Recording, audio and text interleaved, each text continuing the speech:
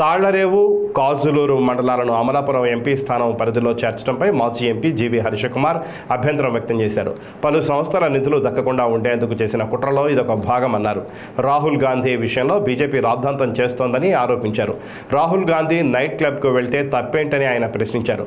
కేవలం రాజకీయ దురుద్దేశంతోనే ఇటువంటి ఆరోపణలు చేస్తున్నారంటూ మండిపడ్డారు. వచ్చే పార్లమెంట్ ఎన్నికల్లో కాంగ్రెస్ పార్టీ అద్భుత విజయం సాధిస్తుందంటూ జోస్యం చెప్పారు. రైల్వే లైన్ ఈ రైల్వే లైన్లో 3 చోట్ల గోదావరి మీద బ్రిడ్జిలు కట్టాలి. తర్వాత ఎక్స్పెండిచర్ ఎక్కువ. తర్వాత రీఎస్టిమేషన్ ఫస్ట్ రివైజ్డ్ ఎస్టిమేషన్లో ఫస్ట్ 645 కోట్లే. తర్వాత 1800 కోట్లకి రివైజ్డ్ ఎస్టిమేషన్ నేనే ఇచ్చాను. తర్వాత స్టేట్ గవర్నమెంట్తో ఒక 25% డబ్బులు అంటే ఖర్చు పెట్టిన నిధుల్లో 25% మేము స్టేట్ గవర్నమెంట్ ద్వారా ఇస్తాము, తప్పకుండా ఈ ప్రాజెక్ట్ శాంక్షన్ చేయమని చెప్పి రోసయ్య గారి ద్వారా, కిరణ్ కుమార్ రెడ్డి గారి ద్వారా లెటర్స్ కూడా నేను సెంట్రల్ గవర్నమెంట్కి, రైల్వే మినిస్టర్కి ఇవ్వడం జరిగింది. సరే, నా టైంలో అది మూవ్ అవ్వలేదు. సరే, బీజేపీ వచ్చిన తర్వాత తెలుగుదేశం హయాంలో దానికి శాంక్షనింగ్ నిధులు ఇచ్చారు.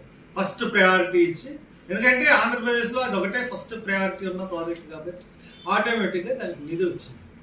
నిధులు వచ్చినప్పుడు దాన్ని ఆపకుండా కట్టుకుంటూ వెళ్ళిపోవాలి. ఎందువల్లంటే శాంక్షన్ ప్రాజెక్ట్కి as per the rules state government డబ్బులు ఇవ్వాల్సిన పని లేదు. డబ్బులు ఇవ్వాలి అన్న రూల్ అన్న మటుకు ఎక్కడా లేదు. రూల్ ఏదైనా ఇస్తే మంచిది, దిగ్గా అవుతుందన్న ఒక ఉద్దేశంతో నేను ఆ రోజు నేను పెట్టాను తప్పితే ఒక శాంక్షన్ అయిన ప్రాజెక్ట్కి స్టేట్ గవర్నమెంట్ నిధులు ఇవ్వాల్సిన అవసరం లేదు.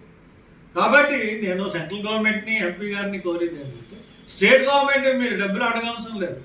ఈ రూల్ ఉందా లేదో చూసుకుని ఇమీడియట్గా దాన్ని క్వశ్చన్ అవర్లో మీరు లేవనెత్తి ఇమీడియట్గా డబ్బులు శాంక్షన్ చేయాల్సిన బాధ్యత మీ మీద ఉంది.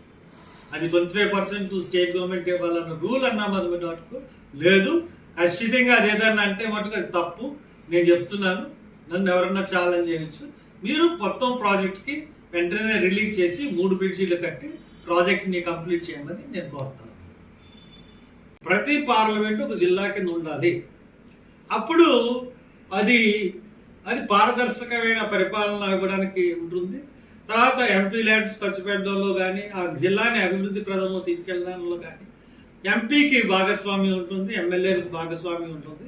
ఏ పార్లమెంట్ నియోజకవర్గాన్ని ఏ పార్లమెంట్ని ఆ జిల్లా కింద చేయాలన్నది ఇది ప్రపోజల్. ఇది ఇప్పుడు ప్రపోజల్ కాదు, మేము పార్లమెంట్ మెంబర్స్గా ఉన్నప్పుడే ప్రపోజల్.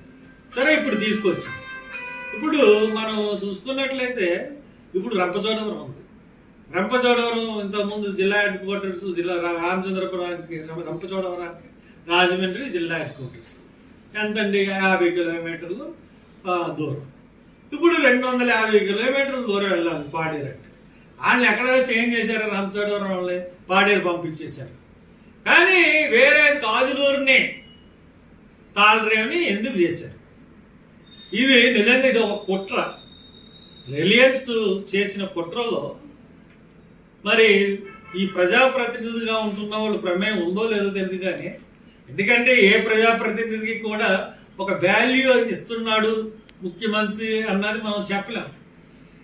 మరి అలా వాల్యూ ఇచ్చినట్లయితే వాటిని కదపకూడదు. ఒక ఎంపీగా ఉన్న ఆవిడ ఏం చేయాలి?